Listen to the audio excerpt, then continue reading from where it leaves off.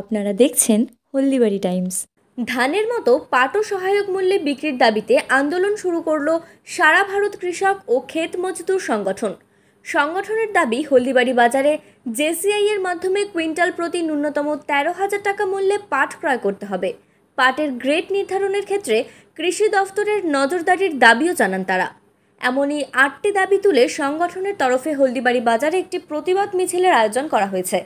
মিছিলটি শহরের দলীয় কার্যালয়ের সামনে থেকে শুরু করে শহরের বিভিন্ন পথ পরিক্রমা করে পুরানো বাসস্ট্যান্ডের সামনে পথসভার আয়োজন করে। পথসভা শেষে পাট জ্বালিয়ে বিক্ষোভ দেখান সংগঠনের সদস্যরা।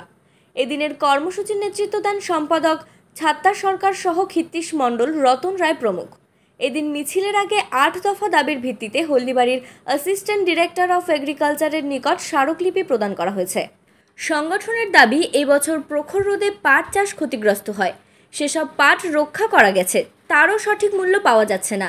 এতে পাট চাষে উৎসাহ হারাচ্ছে চাষিরা।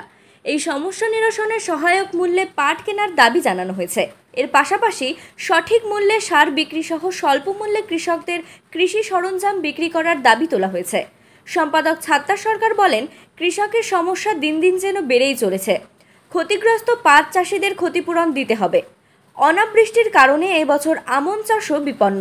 আমন চাষিদের বিনামূল্যে আগাছা নির্মূল ও কীটনাশক প্রদান করতে হবে।